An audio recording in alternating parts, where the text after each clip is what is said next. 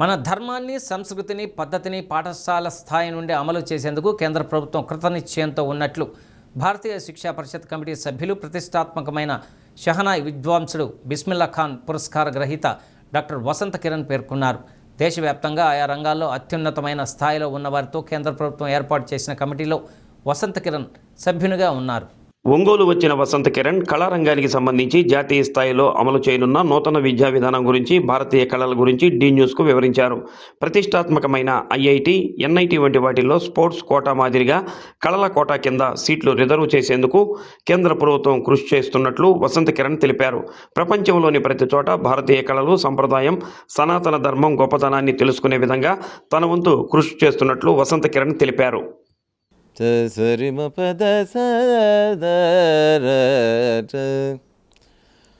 వాణి సకల విద్య దయిని, వాణి సకల విద్య దయిని, సంగీత పోషిణి హంసవాహిని, సంగీత పోషిణి హంసవాహిని, వాణి సకల విద్య దయిని, శ్వేతాలంకృతే శ్వేతపద్మాసిని, వాగీశ్వరి స్వరూపిణి, చిత్శుద్ధకారిణి, వరదాయిని, బ్రహ్మిణి, వసంత గోపాల జనని, వాణి సకల విద్య దయిని. ఇది సంస్కృతంలో నా రచన. లాస్ట్కి వసంత గోపాల్ అని వస్తుంది. నా అన్ని పాటల్లో వసంత గోపాల అనే ఒక అంకితనామం, ఆ పేరు అంటారు, అది వాడతాను. కూచిపూడి మీద చాలా చేస్తాం కాబట్టి కూచిపూడిలో గొప్పతనం ఏంటి అని అడిగితే అది ఒక పాట ద్వారా రాసేశాను. కూచిపూడి అమ్మ. కూచిపూడి తల్లికి నమస్సులు, బాల తల్లికి నమస్సులు, తల్లికి నమస్సులు, కూచిపూడి తల్లికి నమస్సులు, బాల తల్లికి నమస్సులు, తల్లికి నమస్సులు. దృగుడ్తదిం దృగుడ్తదిం దృగుడ్తదిమని సంగీత సాహిత్య సకల కళవాణికి నర్తన నమస్సులు. దృగుడ్తదిం దృగుడ్తదిమని సంగీత సాహిత్య సకల కళవాణికి నర్తన నమస్సులు. కూచిపూడి తల్లికి నమస్సులు, బాల తల్లికి నమస్సులు, తల్లికి నమస్సులు.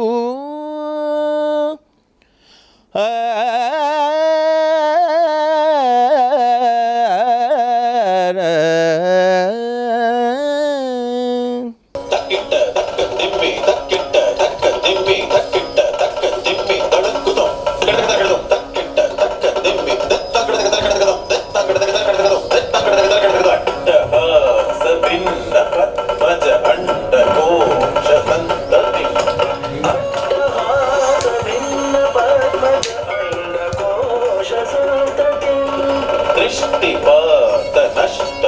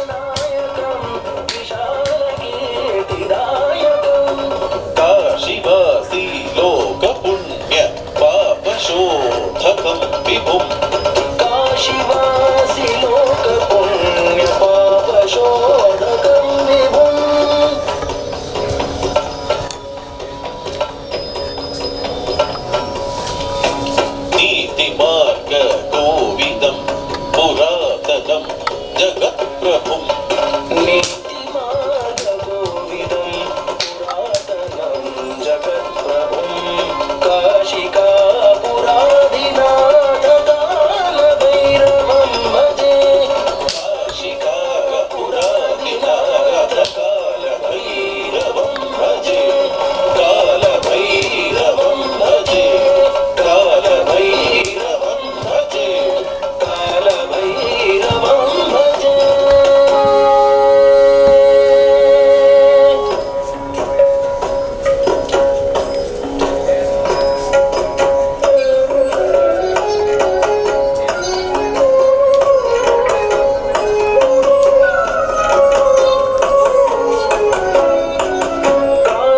कालभैरवाष्टकं पठन्ति ये मनोहरं ज्ञानमुक्तिसाधकं विचित्रपुण्यवर्धनं शोकमोहदैन्यलोभकोपतापनाशनं शोक मोह दैन्य लोभ कोपतापनाशनम् ते प्रयान्ति कालभैरवाघ्रिसन्निधिं ध्रुवम् ते प्रयान्ति कालभैरवाघ्रिसन्निधिं ध्रुवम्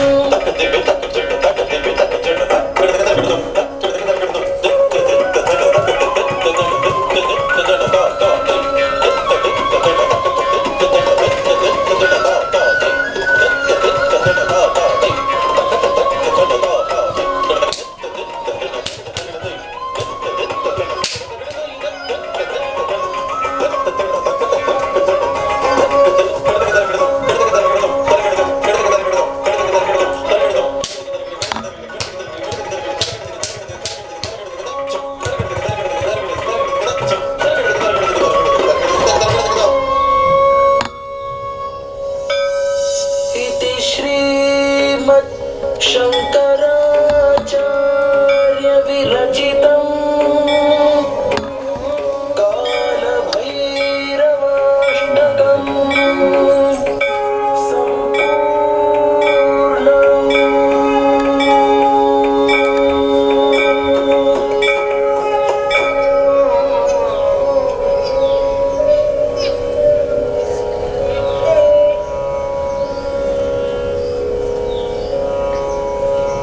నమస్కారం అండి. నా పేరు డాక్టర్ వసంత్ కిరణ్ అని. నేను బెంగళూరు నుంచి ఇప్పుడు ఒంగోలుకి విచ్చేస్తున్నాను ఒక కార్యక్రమం కోసం. మూలతః నేను భరతనాట్యం మరియు కూచిపూడి ఈ రెండు ప్రకారాల్లో ఎంఏ చేసి పిహెచ్డి చేస్తున్నాను. ఈ రెండు కళలను నేను నా గురుకులం అంటే భరత కళా గ్రామ అని బంగారుపేట అని కోలార్ జిల్లా కర్ణాటకలో ఉంటుంది. అక్కడ చాలామంది పిల్లలు అక్కడే ఉండి గురుకుల పద్ధతిలో నేర్చుకోవడం. గురుకుల పద్ధతిలో నేర్చుకోవడం అంటే గురు సమక్షంలోనే అక్కడే ఉంటూ మన కళల గొప్పతనం ఒక ప్రొద్దున 5 గంటల నుంచి మొదలైతే సాయంత్రం దాకా కూడా చక్కగా ఆ ఒక్క ఇందులోనే నేర్చుకునేలాగా ఒక వాతావరణాన్ని సృష్టించి అక్కడే మనకు గోశాల ప్రతి ఒక్కటి ఒక వాతావరణం, ఒక నేచర్, అటువంటి ఒక గురుకులం అన్నమాట. అక్కడ నేర్పిస్తూ దాంతోపాటు ప్రస్తుతం నేను ఇప్పుడు కూచిపూడి అనే ఒక ప్రకారంలో మా గురువుల ఆశీస్సుల వలన కేంద్ర సంగీత నాటక అకాడమీ వారిచ్చే బిస్మిల్లా ఖాన్ అవార్డు నేను తీసుకుని ఉన్నాను, సంగీత నాటక అకాడమీ వారిది.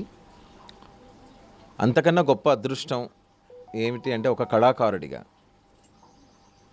ఈ కళ నన్ను 36 దేశాలు తిప్పిందండి. అంతేకాకుండా ఎంతో భక్తితో మనసుని నింపే ఒక అద్భుతమైన ప్రక్రియ ఇది కావాలనందున అయోధ్య రామ్ మందిర్ మనందరికీ తెలిసినట్టే ఆ గొప్ప అయోధ్య రామ్ మందిర్లో ప్రాణప్రతిష్ఠాపన సమయంలో నృత్యం దర్శయామి అని అన్నప్పుడు ఆయన ప్రాణప్రతిష్ఠాపన భాగంగా ఆ రోజే ఆ శ్రీరాములు వారి ఎదురుగా నర్తించిన ఆ నర్తకుడు నేనే. ఆ గంట సేపు ఆయన ఎదురుగా నాట్యం చేసే ఒక అదృష్టం శ్రీరాములు వారు మనకు కల్పించారు.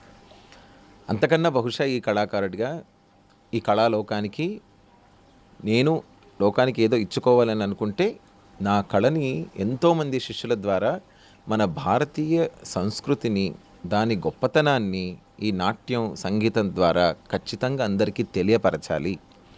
మన భారతీయులకి ఏంటంటే ఎప్పుడు మన ఇంటి వంట కాస్త తక్కువ రుచి అని అన్నట్టు దాని విలువ ఎస్పెషల్లీ ఇవాల్టి యువతకి ఖచ్చితంగా తెలుసుకోవాలి.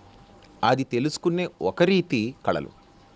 ఆ కళలు నేర్చుకోవడం వలన దాని గొప్పతనం, దాని తాలూకు ఉన్న హిస్టారికల్ ఇంపార్టెంట్ ఈవెంట్స్ కానీ, దాని ప్రపంచంలో బహుశా మిగతా వాళ్ళు దాని గురించి చాలా ఎక్కువ తెలుసుకున్నారేమోనని ఇన్ని దేశాలు వెళ్ళిన వల్ల నేను చెప్పగలుగుతున్నాను. సో ఆ ఒక్క తపనలో ఇప్పుడు కళాసేవలో ఈ వసంత్ కిరణ్ నిత్య ఉన్నాడండి. అసలు మీకు దీని మీద ప్రవేశం ఎలా జరిగింది సార్? అంటే ఆసక్తి ఎలా కలిగింది? ఇది ప్రవేశం అంటే నేను పుట్టింది అనంతపురం అండి, ఆంధ్రప్రదేశ్లో. కానీ పెరిగిందంతా కర్ణాటకలో హుబ్లీ అనే ఒక ఊరు, ధార్వాడ్ జిల్లా డిస్ట్రిక్ట్. అక్కడ ఏదో సరదాగా మేము ఆడుకుంటూ ఉంటే ఇంటి దగ్గర ఒక డ్యాన్స్ క్లాస్ ఉండేది. అనుకోకుండా అందరం 5 మంది కలిసి ఆడుకుంటూ ఉంటే 5 మంది వెళ్ళి జాయిన్ అయిపోయాం. అది అసలు డ్యాన్స్ నేర్చుకోవాలని కాదు, అదేమని కూడా తెలీదు. అలా మొదలైనది ఒకటి. అలా కళలోనే ప్రతి చోట ముందుకు వెళ్ళటం, దాని ద్వారా రికగ్నిషన్ రావటం, తర్వాత మంచి గురువులు దొరకటం. అటు భరతనాట్యంలో నేను గురు భానుమతి గారని చాలా గొప్ప గురువు, మందాకిని ఉడిపి గారి తర్వాత ఆవిడ దగ్గర నాకు శిక్షణ పొందడం. ఆవిడ ప్రపంచంలోనే చాలా పెద్ద పేరున్న భరతనాట్యం గురువు, బెంగళూరులో ఉండేవారు. అక్కడి నుంచి నేను ఒక కార్యక్రమంలో వెంపటి చిన్న సత్యం గారు, పద్మభూషణ్ డాక్టర్ వెంపటి చిన్న సత్యం గారి కార్యక్రమంలో నా భరతనాట్యం కార్యక్రమం. సో అప్పుడు ఆయన వెంపటి చిన్న సత్యం గారు ఎవరో ఆ అబ్బాయి తెలుగువారని చెప్పారు. చెప్తే మాస్టర్ గారు పిలిచి, నువ్వు తెలుగువాడివా అని అడిగారు. అవునండి అని అన్నాను. మరి తెలుగువాడివై ఉండి భరతనాట్యం చేస్తున్నావే అని చాలా సరదాగా అడిగారు. లేరండి, నాకు కూచిపూడి గురువులు లేక అని అంటే, సరే నేను చెప్తే వస్తావా అని అన్నారు. అప్పుడు ఆయన నాకు ఒక వారంలో లెటర్ పంపించారు. సో అది నా కూచిపూడికి ప్రయాణానికి ఆద్యం. సో అంతటి గొప్ప, అది దైవానుగ్రహం అని అనాలో లేదా ఇంకా ఎంత గొప్ప అదృష్టం ఎన్ని జన్మలతో, కానీ ఆయన శిష్యుడిగా రావటం. తర్వాత అలాగే నా శిక్షణని నేను కూచిపూడిలో మంజు భార్గవి గారు, మనందరికీ చిరపరిచితులైన శంకరాభరణం మంజు భార్గవి గారి దగ్గర చాలా ఏళ్ళు నేను ఆవిడతోనే ఉన్నాను. ఇప్పుడు కూడా నేను ఆవిడ దగ్గరే ఉంటున్నాను. సో తర్వాత వేదాంతం రామలింగ శాస్త్రి గారని నేను ఎంఏ చేసిన రోజులు కూచిపూడిలో పెద్ద గురువులు, వారి దగ్గర కూడా నేను శిక్షణ పొంది ఈ నాట్య ప్రస్థానం అలా జరిగింది. అక్కడి నుంచి నేను I'm one of the first to start యూనివర్సిటీస్లో, అంటే ప్రైవేట్ యూనివర్సిటీస్లో ఖచ్చితంగా సంగీతం, నృత్యం అనేది ఒక సబ్జెక్ట్ ఉండాలని నేను బెంగళూరులో ఒక యూనివర్సిటీలో స్టార్ట్ చేసి సెంట్రల్ గవర్నమెంట్ యూజీసీ నుంచి పర్మిషన్స్ తీసుకొచ్చి ఒక ప్రైవేట్ యూనివర్సిటీలో కంపల్సరీ ఎన్ఈపీ సెక్షన్లో మ్యూజిక్ ఆర్ట్స్ ఉండాలి. ఇంజనీరింగ్, మెడికల్ వాళ్ళు ఏది సబ్జెక్ట్ చేసినా వాళ్ళకు మన కళల గురించి ఒక సబ్జెక్ట్ ఇంట్రడ్యూస్ చేయాలన్న తపనతో ఆ డిపార్ట్మెంట్ మొదలుపెట్టి అది ఇప్పుడు ఇంటర్నేషనల్ లెవెల్ కూడా వెళ్ళింది. అలా నేను నేను ఫస్ట్ చదివింది ఎంబీఏ అండి. ఎంబీఏ పిహెచ్డీ అమెరికాలో నేను చదివాను. అక్కడి నుంచి మన కళల పట్ల ఏదైనా చేయాలి, ఈ మేనేజ్మెంటు, ఎంబీఏ ఇవి చాలామంది చేస్తున్నారు. అయితే మన సంస్కృతిని కాపాడడానికి ఎవరన్నా ఒకళ్ళు ఉండాలి, చాలామంది కృషి చేస్తున్నారు, ఇంకెంతమంది చేసినా తక్కువే అన్నట్టు ఆ సముద్రంలో ఒక చినుకుగా నేను కూడా ఆ ప్రయత్నాన్ని మొదలుపెట్టి ఆ దైవానుకూలంగా ఇవాళ కళల ఫీల్డ్లో నాదన ఒక చిన్న పేరు సంపాదించి ఒక పెద్ద శిష్యలోకాన్ని నేను సృష్టించాను. ఇప్పుడు భరతనాట్యం, కూచిపూడి రెండు ఫీల్డ్లో కూడా ఉన్నానండి. అంటే ఇండియాలో అది చాలా రేరు, 2 ఆర్ట్ ఫామ్స్ని. ఎందుకంటే ఒక జన్మకు ఒక కళ అంటారు, అంటే అది సరిపోదని, ఒక కళ నేర్చుకోవడానికి ఒక జన్మ సరిపోదంటారు. కానీ నా అదృష్టానికి 2 ఆర్ట్ ఫామ్స్లో నాకు చాలా మంచి పేరుంది. నా దగ్గర 2 ఆర్ట్ ఫామ్స్లో నాకు ఎంఏ ఉండడం కాకుండా 2 ఆర్ట్ ఫామ్స్లో కూడా నాకు శిష్యులు అంతే గొప్ప పేరులో ఉన్నారు, అంత గొప్ప స్థాయిలో. రెండిట్లోనూ వాళ్ళు నేషనల్ స్కాలర్షిప్స్, దూరదర్శన్ గ్రేడింగ్స్ ఉన్నవాళ్ళు 2 ఉండడంతో ఆ 2 కళలు నాకు 2 కళ్ళు ఉన్నట్టు. 2 కావాలిగా. మీ మొదటి ప్రదర్శన ఎక్కడ జరిగింది? దానికి కాంప్లిమెంట్స్ ఎలా ఉన్నాయి? నా మొదటి ప్రదర్శన మా ఇంటి దగ్గరే అండి. చిన్నప్పుడు ఒక గుడిలోని జరిగింది. నాకు ఎప్పుడు గుళ్ళల్లో నాట్యం చేయాలన్నా, గుళ్ళకు దర్శనం వెళ్ళాలన్నా నాకు చాలా అదృష్టం, చాలా ఆనందం. ఎందుకంటే ఆ ఎనర్జీస్ ద్వారా మనకు కళాకారుడిగా చాలా కనెక్ట్ అవుతాను. నేను అప్పుడు అయోధ్య ప్రస్తావన చెప్పాను, అలాగే ఉజ్జయిన్, కాశీలో ఉన్న భగవంతుడు కానీ, ప్రతి చోట తిరుపతి, దేవుడు అంత దగ్గరగా మనకు పిలిపించుకుంటూ ఉంటాడు. ఇప్పుడు ఇవాళే నేను ఎందుకు ఈ మాట అంటున్నానంటే, అనుకోకుండా వల్లూరమ్మ గారి దర్శనం చేసుకొని ఒంగోలులో ఇప్పుడే నేను వచ్చి ఉంటే, అది అనుకోకుండా, అంటే కళాకారులని బహుశా అంత దగ్గరగా తీసుకుంటారో అని అనిపిస్తుంది నాకు. దేవతా ప్రక్రియ అటువంటిదన్నమాట. భగవంతుడికి చాలా నచ్చినది కళ. ఇంగ్లీష్లో ఒక చిన్న సామెత ఉందండి, if you SIT and pray God will sleep and lesson. మీరు కూర్చొని ప్రార్థిస్తే దేవుడు పడుకొని వింటాడట. అదే మీరు నుంచొని ప్రార్థిస్తే దేవుడు కూర్చొని వింటాడట. కానీ మీరు నాట్యం చేస్తుంటూ ప్రార్థిస్తే దేవుడు మీలో ఆల్రెడీ ఉన్నాడట. ఆయన నీతో ఆనందంగా నాట్యం చేస్తూ ఇంకా వినడానికి ఏముండదు, మీతోనే ఉంటాడనే ఒక నమ్మకం అన్నట్టు. నాట్యం అనేది సర్వేంద్రియ ఆనందం. ఆ గుళ్ళల్లో మొదలుపెట్టిన ప్రస్తావన ఇవాళ ప్రపంచంలో ప్రతి చోట, అంటే ఖజురహో డాన్స్ ఫెస్టివల్ మన ఇండియాలోని కాదు, ప్రతి వరల్డ్లో ఒక కళాకారుడు నాట్యం అక్కడైతే చెయ్యాలి అనే ఒక కలగనే ఒక వేదిక ఖజురాహో డాన్స్ ఫెస్టివల్ మన సెంట్రల్ గవర్నమెంట్ వాళ్ళు చేసేదన్నమాట. అందులో కూడా నాకు అదృష్టం రావటం, కూచిపూడిని అంత పెద్ద స్థాయిలో నేను ఇవాళ ప్రపంచంలో తీసుకువెళ్ళగలుగుతున్నాను అని ఒక చిన్న ఒక ఆశీస్సులు బహుశా నా గురువులు దేవుడు నాకు ఇవ్వటం, అదే ఒక పెద్ద అదృష్టం అని భావిస్తున్నానండి నా ప్రయాణంలో. పునః ప్రతిష్ట అది హిస్టారికల్, దాంట్లో మీకు అంటే చేయటం ప్రదర్శన అనేది అన్నారు. అది ఆ ఇన్సిడెంట్ ఎలా వచ్చిందంటే అండి, అంతకుముందు మనం భారత్ మంటపం అని ఏషియాలోని నెంబర్ 2 పెద్ద ఒక ఆడిటోరియాన్ని ఢిల్లీలో ప్రైమ్ మినిస్టర్ మోదీ గారు దాన్ని ఇనాగ్రేట్ చేశారు. ఆ కార్యక్రమంలో కూచిపూడి కోసం డైరెక్ట్గా వాళ్ళ కమిటీ పిఎం ఆఫీస్ నుంచి నన్ను ఇన్వైట్ చేశారు. సో మనం ప్రదర్శన చేసాం. అక్కడ పిఎం ఆఫీస్ వాళ్ళు నోట్ చేశారు, వాళ్ళకు నచ్చింది. సో నచ్చిన ద్వారాలో అప్పుడు వెంటనే జరిగిన కార్యక్రమం అయోధ్య కార్యక్రమం. ఆ ఒక అదృష్టం వలన నేను ఎప్పుడు అంటూ ఉంటానంట, ఏ జన్మలోనూ నేను వానరసేనగా ఏ ఉడత భక్తితోనో ఏ కోతిగానో రాముల వారికి ఏ సేవ చేసుకొని ఉంటే, ఈ జన్మలో మరియు శ్రీరాములు వారు ఆ అయోధ్యకు పిలిపించి నాకు ఆ అదృష్టం ఇచ్చారు. అప్పుడు ఆ రోజు నాతో పాటు నాట్యం చేస్తున్న మిగతా వాళ్ళు నా తర్వాత వైజయంతిమాల గారు, హేమమాలిని గారు, అలాగే ప్రపంచంలో పెద్ద పెద్ద కళాకారులు కూడా ఉన్నారు ఆ రోజు. ఆ అదృష్టం నాకు కూడా రావటం అనేది ఇప్పటి కూడా నేను నమ్మలేని ఒక ప్రస్తావన. ఎందుకంటే ఇంక మీదట ఎప్పుడు బహుశా గుడి లోపల నర్తనం ఉండదు. ఎందుకంటే ఇప్పుడు వేదిక కట్టేశారు, అప్పుడు కట్టలేదు కాబట్టి ప్రాణప్రతిష్ఠాపన భాగంగా లోపల చేసే ఒక అదృష్టం కలిగింది. అటువంటి ప్రదర్శన వలన ఇంకా మాకు కళల మీద నమ్మకం ఎక్కువయ్యి, ఇంకా ఎంతోమంది పిల్లల్ని ఇందులో మనం తయారు చేయాలి, మన సంస్కృతిని తెలపాలని ఒక ఆశ. ఇప్పుడు లెజెండ్స్తో మీరు చేసినప్పుడు వాళ్ళ నుంచి మీరు ఏం నేర్చుకున్నారు, మీకు ఎలా ఉపయోగపడుతుంది? ఇప్పుడు వైజయంతిమాల గారికి నాకు చాలా పరిచయం. నేను నాట్యంలో కనీసం 150 రచనలు నేను స్వయాన రాసి సంగీతపరిచిన రచనలు కూడా ఉన్నాయి. నా ఫస్ట్ సీడీ రిలీజ్ చేసింది వైజయంతిమాల గారే. అందులో ఫస్ట్ పాట నర్తించింది ఆవిడ చేశారు. సో ఆవిడ ఇవాల్టి దాకా కూడా గురుభక్తి అనేది నేను వాళ్ళ దగ్గర చాలా అండి. ఆవిడతో మాట్లాడుతూ నేను అట్వాంగం చేసే పరిస్థితి ఒకసారి వచ్చినప్పుడు నేను కూర్చొని లేవలేనేమో అని 82వ ఏటలో ఆవిడ ఆ మాట అంది. నన్ను ఈ వయసులో నువ్వు కూర్చోాలని ఎవరు అడగరలేక అని అంటే, గురువుగారు అడుగుతారుగా, ఎవరు అడగకున్నా ఆయన చూస్తున్నారుగా అని అన్నారు. అంటే ఆ ఒక్క క్షణానికి నా మైండ్ చాలా మార్పు. అంటే ఆ గురుభక్తి అనేది మన భారతీయ సంస్కృతిలో గురు శిష్య పరంపర అనేది ఎంత గొప్పగా పెట్టుకున్నామో, బహుశా ప్రపంచంలో ఏ దేశంలో కూడా ఏ కోణంలో కూడా గురువుగారి పాదాల్ని నమస్కారం చేసే ఒక అద్భుతమైన ప్రక్రియ ఇంకెక్కడ మీకు కనిపించదు. ఒక్క భారతంలో మట్టుకు తల్లిదండ్రులకు నమస్కారం చేయకున్నా, మన సంస్కృతి మన డ్యాన్స్ క్లాసులకు వస్తే ఫస్ట్ గురువుల పాదాలకు నమస్కారం చేశారు. ఎందుకని తర్వాత తెలుసుకున్నా పర్లేదు. ఆ పద్ధతిని నేను ఈ పెద్దవాళ్ళ దగ్గర చూశాను. వాళ్ళందరికీ ఆ కాలంలో గురువుల పట్ల అంత శ్రద్ధ. అది స్కూల్లో నేర్పించిన గురువులైనా మనకు ఇంకా సంగీత నృత్య లోకంలో నేర్పించిన గురువుల పట్ల ఇంకా గొప్ప ఆనందం. అంటే దేవతలకు సన్మానమే ఆయన. గురు బ్రహ్మ గురు విష్ణు అనేది మనం ప్రతిరోజు చెప్పడమే కాదు పాటిస్తాం. మనకు చాలా చాలా ఇంపార్టెంట్ అన్నమాట. అంటే ఇప్పుడు ప్రజెంట్ పరిస్థితుల్లో ఒక పిహెచ్డీ చేయడానికే జీవితకాలం సరిపోదు. అలాంటిది మీరు అనేక పిహెచ్డీ చేశారు. అంటే ఒకవైపు ఇది చేస్తూ అది చేస్తూ అంటే అసలు మీకు టైం ఏ విధంగా సరిపోయింది, మీరు అలా దాన్ని సెటైట్ చేస్తున్నారు? నాకు ముందు నుంచి ఎడ్యుకేషన్ అంటే ఒక రకమైన ఇంట్రెస్ట్ అండి.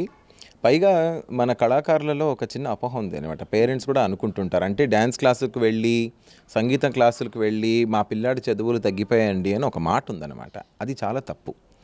జాపనీస్ రీసెర్చ్లో కూడా అది ప్రూవ్ చేయబడిందండి. మన బ్రెయిన్స్లో 4 లోబ్స్ ఉంటాయి. అందులో ఆ ఎడ్యుకేషన్ అనేది కళల పట్ల కాంప్లిమెంటరీ అని రిజల్ట్ వచ్చింది కాబట్టి అది ఎప్పుడు అగేన్స్ట్ కాదు. అది నిరంతరం నిత్యం ఈ ప్రపంచంలో మనకు నేర్చుకోవడానికి ఎంతో విద్య ఉంది. ఈ నాట్యానికి సంబంధించిన ప్రతి సబ్జెక్టు నేను తెలుసుకోవాలన్న తపనతో ఇప్పుడు నా 7వ MA నేను పూర్తి చేసుకుంటున్నాను. అంతేకాకుండా 2 పిహెచ్డీలు కూడా, అంటే ఒకటి మేనేజ్మెంట్లో ఒకటి నాట్యంలో ఇప్పుడు పూర్తి చేసి, ఇంకా 3వది ఎగ్జిక్యూటివ్ డాక్టరల్ ఫెలో అని సౌత్ ఏషియన్ యూనివర్సిటీ, అది మినిస్ట్రీ ఆఫ్ ఎక్స్టర్నల్ అఫేర్స్కి వచ్చే ఒక్క యూనివర్సిటీ ఢిల్లీలో ఉంటుందండి. అందులో first executive doctoral fellow in the world of arts అని ఆ ఫెలోషిప్ నాకు వచ్చింది. అది ఇప్పుడు జరుగుతోంది. అది బహుశా ముందు సంవత్సరం కంప్లీట్ అయితే అది నా 3వ డాక్టరల్. దీనికోసం మీరు ఎలాంటి ప్రణాళిక సిద్ధం చేసుకుంటారు సార్? సమయం అనేది మనం నెక్స్ట్ తరాల వాళ్ళకి నేర్పించాలండి. అంటే ఎలా దాన్ని వాడుకోవాలి, ఒక్క క్షణం కూడా ఇప్పుడు మనం వేస్ట్ చేయకుండా నిత్యం నేను ఈ ఈ ఈ ఒక ఎడ్యుకేషన్ కంప్లీట్ అయిన వెంటనే నేను ఇంకోటి ఎడ్యుకేషన్ చేస్తాను. నాకు వయసుతో సంబంధం లేదు, ఎవరేమనుకున్న సంబంధం లేదు. ఆ సబ్జెక్ట్ తెలియాలి, తెలుసుకోవాలి. ఎందుకంటే రేపు ప్రొద్దున ఎవరే కానీ కళాకారులు తెలుసుకున్న వాళ్ళు, ఇంత నాలెడ్జ్తో ఉన్నవాళ్ళు కూడా ఉంటారు, ఆ సబ్జెక్ట్ తెలిసిన వాళ్ళు కూడా ఉండాలనే ఒక తపన నాదనమాట. ముందు తరాలకి స్టూడెంట్స్కి ఒక ఇన్స్పిరేషన్లా కూడా బహుశా ఉంటుందేమో అనేది ఒక తపన ఒకవైపు అయితే, నాకు ఏమీ తెలియదు కొంచెమైనా తెలుసుకుందామని ఒక ఆశ ఇంకోవైపు. భవిష్యత్తులో ఇంకా ఎన్ని పిహెచ్డీలు చేయాలనుకుంటున్నారని? ఇంకా పిహెచ్డీలు చాలండి బహుశా అది. బట్ ఏంటంటే విద్యపరంగా నాకు ఆనందం తెలుసుకోవాలని. బహుశా అది ఎగ్జాము ఆ డిగ్రీగా కాకుండా కూడా, ఆ డిగ్రీ ఎందుకు పరీక్షలు రాయిస్తారో అంటే ఇప్పుడు కనీసం పరీక్షల కోసం మేము చదువుకోం కాబట్టి పాస్ అవ్వాలని ఒక ఆనందం కాబట్టి. బట్ అదర్వైజ్ విద్య అనేది నాట్యం. ఇప్పుడు నేను మీకు ఒక ఎగ్జాంపుల్ ఇస్తే, ఎంఏ సోషాలజీ చేశాను. సోషాలజీలో మనకు సోషల్ థీమ్, ఆ రోజుల్లో ఉండే దేవదాసి పరంపర మొత్తం నేను సోషల్ స్టడీస్లో స్టడీ చేస్తే ఆ సబ్జెక్ట్ కనెక్ట్ అయింది. దాని తర్వాత ఎంఏ ఆంథ్రోపాలజీ అని చేస్తే we have something called as cultural anthropology. మన రూట్స్ ఎక్కడ, ఎందుకు ఆ కమ్యూనిటీ అలా బిహేవ్ చేసి నాట్యంలోనే ఉండడానికి కారణం ఏంటనేది నేను ఆంథ్రోపాలజీ తెలుసుకున్నాను. ఎంఏ ఫిలాసఫీ చేసుకుంటే ఈ నాట్యం కాకుండా మనకి ఇంకేం చేస్తుంది అనేది విషయం తెలుసుకున్నాను. ఎంబీఏ తెలుసుకుంటే మన ప్రపంచంలో గొప్ప గొప్ప సింగర్లు కోట్లు సంపాదించేసిన వాళ్ళు నాట్యం ద్వారా ఉన్నారు, కానీ మన భారతీయ సంస్కృతిలో ₹1,00,00,000 సంపాదించని చెప్పుకున్న నాట్య కళాకారుడు మీకు కనిపించారు. ఎందుకు అని అంటే బహుశా దాన్ని ప్రపంచానికి ఇంకో రకంగా చెప్పలేకపోతున్నారేమో. ఎందుకంటే మన వాళ్ళు చాలా ఎమోషన్, భారతీయులు అంటే చాలా మన కళల పట్ల ఎమోషన్ ఉంటుంది, కానీ దాన్ని ప్రపంచాన్ని ఏ రకంగా తీసుకెళ్తే దాన్ని చూస్తారు అన్న దాని ఒక వర్క్ మీద నేను నా ఎంబీఏలో నేను రీసెర్చ్ కూడా అదే అండి, marketing of the Indian performing arts case study అని నేను దాని మీద వర్క్ చేశాను. కాబట్టి రెండు కంబైన్ చేస్తున్నాను. విదేశాల్లో కూడా కూచిపూడి, భరతనాట్యం కొంచెం అంటే ప్రాచుర్యం పెరుగుతుంది, క్రమంగా పెరుగుతుంది. అంటే దీనికోసం ఇంకా మీరు ఏమన్నా చేయాలి? అది పెరుగుతుంది అని అనేదానికన్నా అక్కడే బాగుందండి. నేను ఎందుకు అక్కడే బాగుందని ఈ మాట నేను చెప్తున్నాను అని అంటే, వాళ్లకు లేని కొరత తెలుసు, అక్కడ ఏమి లేదో వాళ్ళకు తెలుసు, ఏది కావాలో వాళ్ళకి తెలుసు. ఎప్పుడైనా మనకు దగ్గర లేనిదప్పుడే మనకు ఏది కావాలో దాని విలువ తెలుస్తుంది అనమాట. మన వాళ్లకు అన్నీ వచ్చినట్టు తెలుస్తుంది. ఈ రామాయణం మనదే కదా, మహాభారతం మనదే కదా అంటాం, కానీ దాంట్లో 4 పేర్ల తర్వాత 5వ పేరు రాదు మనకు. కానీ వాళ్లకు ప్రతి ఒక్క సబ్జెక్టు కూడా చాలా చక్కగా నేర్పించాలని ప్రవచనాలు, భగవద్గీత శ్లోకాలు చెబుతున్న క్లాసులు అమెరికాలో ఫుల్గా ఉంటాయి. మీకు ఎప్పుడైనా చూస్తే, అంటే ప్రపంచంలో ఎక్కడున్నా మన భారతీయ కళల సంప్రదాయం పట్ల కలిసి ఎప్పుడూ ఉండాలి అని ఒక తపన వాళ్లకు. సో నేను ఎప్పుడైనా ఫారెన్కి వెళ్తే ఒక వర్క్షాప్ మనం చేసినప్పుడు వాళ్ళు అడుగుతున్న ప్రశ్న, ఇప్పుడు మీరు అద్భుతం అంటే ఫారెన్లో ఒకళ్ళు నేను ఆంధ్రప్రదేశ్ తర్వాత అడిగారు, ద్రౌపది వస్త్రాపహరణం సీన్లో దుశ్శాసనుడు లాగుతున్నాడు కదండి, అసలు వాడికి ఏం కావాలి? ఆ చీర కావాలా, ద్రౌపది కావాలా, వాళ్ళ మానం కావాలా, లేదా పాండవులది ఆస్తులు కావాలా, లేదా కృష్ణుడు కావాలా అని అడిగారు. ఈ ప్రశ్న బహుశా ఇక్కడ ఇండియాలో నన్ను ఎవరు అడగరు. నేను వేల ప్రోగ్రాములు చేసినా చప్పట్లు కొడతారు, అభినందిస్తారు, వెళ్తారు, అంతేగాని దాని పట్ల మనం ఆలోచించే ఆ సీడ్ అంటారు దాన్ని, ఆ బునాదిని అక్కడ వాళ్ళకు నాకు అది ఆనందం వేసింది. అడిగినవాడు తెల్ల మనిషి, అంటే it's a white man, foreigner. అప్పుడు నేను మళ్ళీ వెళ్ళి చదవాల్సి వచ్చింది. అది ఆ చదవడంలో బహుశా చాగంటి కోటేశ్వరరావు గారి ప్రవచనలు ఇవాళ మనం వింటున్నా, కానీ అప్పటి నుంచి ముందు నుంచి మనకు మన పిల్లలకి ఇది నేర్పిస్తే బహుశా నాట్యం ద్వారా కళలు మాత్రమే కాదు, జీవితాన్ని మనం ఎలా బతకాలనేది కూడా నేర్చుకుంటాం. How a life should be led dignifiedly, అది కూడా ఒక అద్భుతమైనది మన ఈ కళ నేర్పిస్తుంది. ప్రపంచం ద్వారా అంతా తెలుసుకుంటుంది. అంటే మీరు వారు చెప్పిన తర్వాత మీరు మళ్ళీ దాని మీద రీసెర్చ్ చేశారు? ఖచ్చితంగా చేశాను. మీరు ఏం తెలిసారు దాని ద్వారా అసలు? అంటే ఆయన తెలిసింది ఏమిటంటే, ఇప్పుడు నేను అందుకే ఫిలాసఫీ అనే సబ్జెక్ట్ మీద ఎంఏ చేయడానికి అది కారణం. సో ప్రతి సబ్జెక్ట్ నేను ఇంట్రెస్ట్ ఎలా వస్తుందంటే, ఎవరో ఒక ప్రశ్న అడిగితే నాకు తెలియకపోవడం, దాన్ని తెలుసుకోవాలన్న తపన.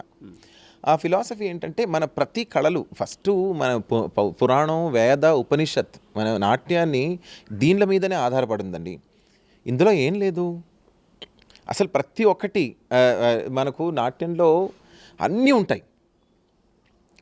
అది నాట్యశాస్త్రంలో మన భరతముని గారు చెప్పారనమాట. అన్నీ ఉంటాయన్న ఒక ద్వారా ఏమీ లేదో మనం తెలుసుకోవాలి. అంటే బహుశా మనకు తెలియని విద్యలు ఎన్నో ఉంటాయి, కాబట్టి ఈ నాట్యం ద్వారా ప్రపంచంలో వాళ్ళు జరుగుతున్న విషయాలని బహుశా మన పురాణాలలో అన్నీ ఉన్నాయి. ఉపనిషత్తులో ఉన్నాయి. అది సైన్స్ కానివ్వండి, యోగా కానివ్వండి, ప్రతి ఒక్కటి మన దీంట్లోనే ఉన్నాయి. కాబట్టి దానికే నతశాస్త్రం నతజ్ఞానం నతశిల్పం నసా విద్య నసాకల నసో యోగో నతత్కర్మిన్ నాట్యస్మిన్ ఎన్న దృశ్యతే అని నాట్యశాస్త్రంలో భరతుడు అంటాడు. అంటే ప్రతి ఒక్కటి కళలో ఉంది, దాని ద్వారా తద్వారా ఇంకొక జ్ఞానాన్ని మనం నేర్చుకోగలము అన్న ఒక మాట నేర్చుకునే కోసం నేను ఇంకా ఫిలాసఫీగానే తెలుసుకొని ఇప్పుడు నేను మా పిల్లలకి చెప్పేటప్పుడు కూడా అసలు కృష్ణుడు అంటే ఎవరు అంటే ఒక మనిషి, ఒక ఫిగరు, ఒక దేవత, ఆయన చేసిన లీలనే కాకుండా అది ఏమిటి, ఎందుకు, ఎలా, అది మనం తెలుగు సినిమాల్లో చూస్తుంటే ఎందుకు, ఏమిటి, ఎలా అని అడిగినట్టు ప్రతి ఒక్కటి మనం అలా అడిగి తెలుసుకొని దాని తద్వారా నాట్యం చేస్తే మనం నాట్యం చేస్తున్నప్పుడు కొన్నిసార్లు అలా తల్లీనం అయిపోయి కంట్లో నీళ్లు వస్తూ ఉంటాయి. ఎందుకు అంటే దాని తాత్పర్యం తెలుసు కాబట్టి. ఇవాళ సీతమ్మ వారి గురించి మనం అలా చూపిస్తున్నాం, రాముల వారు చూపిస్తాం, కానీ 14 ఏళ్ళు వనవాసం, 14 రోజులు ఇరువాళ్ళు మేము ఉండలేము. అలాగా 14 ఏళ్ళు వాళ్ళు వనవాసం చేస్తుంటే వాళ్ళు ఎంతగా అనుభవించుంటే మనం ఇవాళ స్టేజ్ మీద నేను రాముడిగా ఇలా వేస్తే 2 కన్నీళ్ళు అలా కారిపోతాయి అన్నమాట. ఇది మనం తెలుసుకోవాల్సిన విషయాలు అన్నమాట. అది మా జీవితాన్ని మార్చేస్తుంది. అంటే ఇప్పుడు మీకు వచ్చిన అవార్డ్స్లో అంటే అత్యుత్తమైనది ఎవరితో తీసుకుంటే ఏం అవార్డు వచ్చింది? నాకు ఇప్పుడు వచ్చిన హైయెస్ట్ అవార్డ్స్లో కేంద్ర సంగీత నాటక అకాడమీ వారు ఇచ్చే, అంటే సెంట్రల్ గవర్నమెంట్ వాళ్ళు ఇచ్చే ఉస్తాద్ బిస్మిల్లా ఖాన్ యువ పురస్కారం అంటారండి. అది మా వయసులో వాళ్ళకు వచ్చే హైయెస్ట్ అవార్డు ఒక భారతీయ సంప్రదాయంలో. మనకు భాగవతేతరులు అని అనుకుంటే నేనే ఫస్ట్ మేల్ డాన్సర్ని కర్ణాటక నుంచి అది తీసుకోవడం. ఇది కూచిపూడి అనేది ఒక మేల్ ఆర్ట్ ఫామ్, అంటే మగవాళ్ళు చేస్తున్న ఒక పరంపర. ఇవాళ అది చాలా తగ్గిపోయింది. ఆ క్రెడిట్ చాలామందికి వస్తుంది. మన సినిమాలు కూడా నాట్యం లేదా భరతనాట్యం గురువులు, కూచిపూడి గురువులు అంటే చాలా ఇంకొక నెగిటివ్ రీతిగా చూపిస్తున్నారు. అది అలా కాదు, అది చాలా దైవికమైనది. మన వెంపటి చిన్న సత్యం గారు కానీ, మా గురువులు రామలింగ శాస్త్రి గారు కానీ, అసలు వాళ్ళని చూస్తే ఒక దైవిక కళ వస్తుందండి. ఆ రెస్పాన్సిబిలిటీ సినిమాలు కూడా తీసుకోవాలి.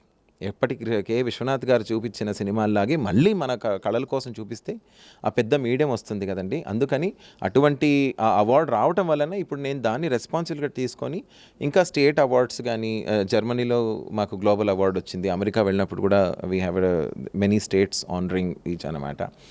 సో అవార్డులు ప్రతిరోజు మనం ఇంటి నిండా నింపుతున్నా మేము తీసుకొచ్చి నా పిల్లలకి ఎప్పుడు చెప్పేది ఒక మాటే, ఇది నాకు వచ్చిందని మనం అనుకోకూడదు. అది వచ్చిందని శాశ్వతం కాదు, అది రాలేదని బాధ కూడా పడకూడదు. వచ్చినప్పుడు మనకి తెలుసుకోవాల్సింది ఏంటంటే ప్రతి అవార్డు వలన ఇంకా ఏదో మనకు సాధించడానికి ఒక చిన్న అవకాశం దొరికింది, అది జనాలు చూస్తున్నారనేది మనకు తెలిసింది. కాబట్టి దాన్ని ఇంకా గొప్పగా, ఇంకా చాలా బాధ్యతగా చేయాలని ఒక గౌరవం కళల పట్ల మనకు వస్తుంది. ఇప్పుడు మోదీ గారితో మీరు మీట్ అయ్యారు అంటే అసలు కలిసే అలా అవకాశాలు ఎలా వచ్చాయి? నేను ఇలా ఎడ్యుకేషన్ ఫీల్డ్లో ఉండటం వలన ఇప్పుడు ప్రజెంట్గా భారతీయ గవర్నమెంట్ వాళ్ళు భారతీయ శిక్షా పరిషత్ అని ఒక ఆర్గనైజర్ని రెడీ చేస్తారు. It's a very highly intellectual committee అంటారు దాన్ని. అంటే ఇండియాలో ఆయా సబ్జెక్ట్లో ఉన్న హైయెస్ట్ అథారిటీస్ని మెంబర్స్గా ఆయన ఎంచుకున్నారు. బాబా రామ్దేవ్ గారు దాన్ని హెడ్గా పతంజలి యూనివర్సిటీ ద్వారా కోఆర్డినేట్ చేస్తున్నారు. దీంట్లో ఏమిటంటే మన భారతీయ కళా సంస్కృతి పద్ధతి, అది సంగీతం, నాట్యం, yoga, fine arts, visual arts, theatre arts ఏవైనా కానీ 3వ క్లాస్ నుంచి ఎడ్యుకేషను 12th వరకు కంపల్సరీ సబ్జెక్ట్గా ఇంట్రొడ్యూస్ చేస్తోంది ఆ ఇండియన్ గవర్నమెంట్. ఇప్పుడు వస్తుంది మన ధర్మాన్ని, మన సంస్కృతిని, మన పద్ధతిని ఎలా స్కూల్లో నుంచి కూడా దాన్ని ఇంట్రొడ్యూస్ చేసి మ్యాండేటరీ సబ్జెక్ట్గా చెప్పాలో ఇంట్రొడ్యూస్ చేస్తుంది అనమాట. నా ఈ ఎడ్యుకేషన్ పట్ల ఉన్న ఇంట్రెస్ట్, కళల పట్ల ఉన్న 2 కాంబినేషను, ఆయన మహా గొప్ప రిసర్చర్ అండి. మోదీ గారు లాంటి వాళ్ళు మన దేశానికి రావడం మనకు గొప్ప అదృష్టం. నేను ఇక్కడ పాలిటిక్స్ మాట్లాడట్లేదు, మన దేశానికి ఏది మంచిదో మాత్రమే నేను మాట్లాడుతున్నాను. ఒక కళాకారుడిగా నేను కళా స్వార్థిగా మా కళలకు లాభం ఏమిటని చూస్తున్నాను అంతే వరకు. అక్కడ నేను వెళ్తే బహుశా నాకు నేర్చుకోవడానికి మళ్ళీ చాలా ఉంది. స్కూల్ ఎడ్యుకేషన్ నుంచి కూడా పిల్లల్ని ఎలా మనం ఏం నేర్పించాలనే ఒక సబ్జెక్ట్లో డాన్స్ ఎక్స్పర్ట్గా ఆ సబ్జెక్ట్లో కమిటీలో నేను ఉండడం నాకు అదృష్టం. అలాగా అంతేకాకుండా మోదీ గారు చాలా చోట్ల ఇలా వెళ్తూ ఉంటారు ఇంకో దేశాలకు. కానీ వాళ్ళు వెళ్ళినప్పుడు మన భారతీయ సంప్రదాయాన్ని కళల పట్ల ప్రజెంట్ చేయడానికి కూడా ఆ కమిటీలో కూడా నేను వెళ్తూ ఉంటాను. ఇవన్నీ ఆయన చాలా సూక్ష్మంగా అబ్జర్వ్ చేస్తాడు. ఆయన పేరుతో గుర్తుంటుంది ఆయనకు. ఆయన అంత గొప్ప మనిషి. నేను ఎందుకే అటువంటి వాళ్ళు బహుశా ఉంటే మనకు కళలు ఇంకా బతుకుతాయండి. అంతేకాకుండా ఎడ్యుకేషన్లో గొప్ప మార్పు వస్తుంది. అందుకు నేను ఆ పాలిటిక్స్ పక్కన పెడితే ఈ ఎడ్యుకేషన్ వరకు నేను మాట్లాడుతున్నాను. అంతేకాకుండా ఇప్పుడు స్టేట్ కర్ణాటక సంగీత నాటక అకాడమీలో కూడా నేను సభ్యుడిగా ఉన్నాను. అక్కడ కూడా మనం స్టేట్లో మంచి రిఫార్మ్స్ చేస్తున్నాం. కళాకారులకు చాలా అంటే వాళ్ళకి ఇన్సూరెన్స్ కానీ లేదా వాళ్ళకి మెడికల్ బెనిఫిట్స్ కానీ వాళ్ళకి స్టేట్ అవార్డ్స్ కానీ ఆ ప్రతి ఒక్కటి కూడా మేము మొత్తం రివైవ్ చేసి ఇండియాలో ఎంతోమంది పిల్లలకి మీరు ఎడ్యుకేషన్ గురించి మాట్లాడు కాబట్టి ఆ కమిటీలో ఉండడం వలన ఇప్పుడు ఐఐటీస్ ఎన్ఐటీస్లో కూడా మనం కళల ద్వారా CCRT స్కాలర్షిప్ వచ్చిన వాళ్ళకు ఫ్రీ సీట్ రావాలి లేదా అక్కడ దాని ద్వారా కూడా అంటే కళలు ఇప్పుడు స్పోర్ట్స్ కోటా అని ఉంటారు, ఆ కళల కోటా అని లేదు. ఆ కళల కోటాని కూడా సీరియస్గా అమలుపరిచి ఐఐటి మెడ్రాస్లో CCRTలో స్టార్ట్ చేశారు. ఇప్పుడు 8 మందికి లాస్ట్ ఇయర్లో అడ్మిషన్ వచ్చింది. అలాగే బహుశా ముందు రానున్న రోజుల్లో కూడా చాలామందికి ఐఐటీలు ఎన్ఐటీలో కూడా కళ ద్వారా వెళితే దానికి విలువ ఉంటుంది అని తెలిస్తే ఆ సబ్జెక్ట్ స్కూల్లో ఇంట్రడ్యూస్ చేస్తే ఇంకా ఎంతోమంది ఈ కళలు నేర్చుకున్న ద్వారా మా కళలు చాలా సంప్రదాయం. నా ఆశ ఏంటంటే ప్రపంచంలో ప్రతి చోట మన భారతీయ సంప్రదాయం, భారతీయ కళలు, భారతీయ సనాతన ధర్మం గురించి దాని గొప్పతనం తెలుసుకోవాలి. అది నా పథకం. ఇప్పుడు ఫైనల్గా అంటే ఇప్పుడున్న పరిస్థితుల్లో పిల్లలంతా అంటే ఈ కళల పట్ల దూరం అవుతున్నారు. ఇలాంటి పరిస్థితుల్లో మన నళిని ప్రియ మేడం గారు అంటే ప్రత్యేకంగా దీనికోసం తీసుకొని కేర్ తీసుకున్నారు. వాళ్ళ చెప్పండి. ఎస్, గురు శ్రీమతి శివకుమార్ గారండి, నళిని ప్రియ సంస్థ అని ఒంగోలులో నాకు చాలా ఆప్తులు, నా సోదరి. నాకు ఇప్పుడు బెంగళూరు, హైదరాబాదు లేదా అమెరికా, ఢిల్లీ ఇటువంటి చోట్లలో మనం గొప్ప సాధన చేయటం, పెద్ద శిష్యుల్ని తయారు చేయడం పెద్ద విషయం కాదండి, ఎందుకంటే మనకు అంత అందుబాటులో ఉంటాయి. ఒంగోలు లాంటి ప్రదేశంలో నాట్యాన్ని అంత గొప్ప రీతిలో అంత గొప్ప స్థాయిలో బతికించడం చాలా గొప్ప స్థాయి అండి. ఇప్పుడు నేను బెంగళూరులో ఉంటూ నేను ఏదైనా సాధించాను అంటే నాకు అది గొప్ప విషయం కాదు, ఎందుకంటే నాకు రిసోర్సెస్ అవైలబుల్ ఉన్నాయి అక్కడ. వీళ్ళకి ఒంగోలు నుంచి ఇటు ఏవి దగ్గర కాదు, అటు హైదరాబాద్ దగ్గర కాదు, ఇటు విజయవాడ దగ్గర కాదు. రెండింటికి తనదైనది ఉంటుంది. దూరం ఉంటున్నా కూడా ఇంకోటి ఏవి ఆలోచించకుండా దాని ద్వారా రావాల్సిన లాభాలు ఆలోచించకుండా ఇవాళ కూడా ఆవిడతో మాట్లాడుతూ ఒక మాట అన్నారు, డబ్బుల విషయం పక్కన పెడితే అండి దాని మీద ఆధారపడితే కాకుండా కళల్ని మనం శిస్తుతో నేర్పించాలి, పేరెంట్స్ కూడా దేంటో తెలపాలి అని అన్నారు. ఇవి బతికితే ఒంగోలులో బహుశా ముందు రానున్న రోజుల్లో అద్భుత నృత్య కళాకారులు మనకు నేషనల్ నేను CCRT స్కాలర్షిప్స్ కూడా మేడం గారి పిల్లలకు రావటం నేను చూశాను. సో బహుశా అంటే కొత్త నాట్య లోకాన్ని ఆవిడ సృష్టించి ఒంగోలు ద్వారా తద్వారా మన రాష్ట్రానికి పెద్ద కళాకారులని ఇంకా ముందు రానున్న రోజుల్లో ఆవిడ తయారు చేస్తానన్న దానికి రెండో మాట లేదు. పైగా ఆనందం ఏమిటంటే ఒంగోలులో ఒకప్పుడు మనందరికీ తెలుసు షేక్ చిన్న మౌలానా గారి అంత గొప్ప కళాకారులు ఉన్న ఊరిది, సంగీతంలో చాలా పెద్ద పేరు చేసిన ఊరు. నృత్యానికి ఇంకా నళిని ప్రియ సంస్థ గారి నుంచి కూడా బహుశా ఆ లైన్లో అంత గొప్ప కళాకారులు రావాలని ఆశిస్తూ నాకు ఎప్పుడూ వాళ్ళ ప్రతి అచీవ్మెంట్లో ఎటువంటి ప్రోత్సాహన లేదా సహాయం కావాలన్నా నేను ఎప్పుడు ఉంటానని మీ ఛానల్ ద్వారా వాళ్ళకి ఎప్పుడు ఒంగోలుకి నళిని ప్రియ సంస్థ కోసం శివకుమార్ గారి కోసం ఎప్పుడు నేను ఉంటానండి. మీరు భాషల గురించి అడిగారండి. నాకు ముందు నుంచి జనాలతో ఈ భాష అనేది చాలా అద్భుతమైన విషయం అన్నమాట. అమ్మ అనేప్పుడు మమ్మీ అన్నప్పుడు రెండింటికి చాలా తేడా నేను ముందు నుంచి చిన్నప్పుడే తెలుసుకొని వాళ్ళకి ఆ భాషలోనే మాట్లాడితే తద్వారా మొహంలో ఉన్న ఆనందం నాకు చాలా అద్భుతం అనిపించి దక్షిణ రాష్ట్రాల్లో ఉన్న భాషలు అంటే మనం తెలుగు, కన్నడ, తమిళ్, మలయాళం, తుళు, కొంకణి ఇవన్నీ కాకుండా హిందీ, నాకు ఉర్దూ కూడా బావచ్చు, అలాగే మరాఠీ నేను చక్కగా మాట్లాడతాను. మరాఠీలో నేను కావ్యాలు రాశాను కూడా, నేను పాటలు రాశాను చాలా వరకు, కొంతవరకు బెంగాలీ ప్రవేశం. ఈ భాషల్లో మీరు ఇప్పుడు నేను కేరళ వెళ్తూ ఉంటాను. కేరళలో నాకు చాలామంది సినిమా హీరోయిన్ల నుంచి కూడా అందరూ నా శిష్యులు చాలామంది ఉన్నారు. ఆ కేరళకు వెళితే ఇప్పుడు నేను తెలుగు వాడిని అని వాళ్ళు చాలామందికి తెలియదు. నేను మలయాళీ, నేను కేరళ వాడిని అని అనుకుంటాను. నేను అంత చక్కగా మలయాళం మాట్లాడగలను. అలాగే తమిళనాడుకు వెళ్ళినప్పుడు మనం ఆటోగారులు కానీ ఎవరితోని తమిళ్లో మాట్లాడుతుంటే మనవరి సార్ ఏ ఊరు సార్ అంటారు, నేను ఆంధ్ర అని చెప్తే వాళ్ళు నమ్మరన్నమాట. ఎందుకు ఇది కళాకారుడికి ఇంపార్టెంట్ అంటే మనం ఏ పాటలు చేసినా అన్నమాచార్యులు వారి తెలుగు ఎలాగుందో అలాగే నయన్మార్స్ గారి తమిళ్లో ఉంది, దాసరపద కీర్తన కన్నడలో ఉంది, మరాఠీలో సంతవాణి అని అంటారు. ఆయా భాషలు ఆ సాహిత్యం నేను ఆనందంగా చేయగలను. ఆ చేసేటప్పుడు నేను ఇంకొక అర్థం తెలుసుకొని ఎవరన్నా చెప్తే దాంట్లో పదార్థాలు ఉంటాయో లేదో, అర్థం పూర్తిగా ఉంటుందో లేదో తెలియక ఆ భాష నేను తెలుసుకొని ఆ భాష నేర్చుకొని తర్వాత ఆ పాట నేను చేస్తాను. కాబట్టి నేను ఆ అమ్మ అన్న పదానికి జస్టిస్ చేయాలని నాకు ఆశ. అందుకు భాషలంటే నాకు చాలా ఇష్టం. బహుశా అందరూ కళాకారులు నేర్చుకోవాలని నాకు ఒక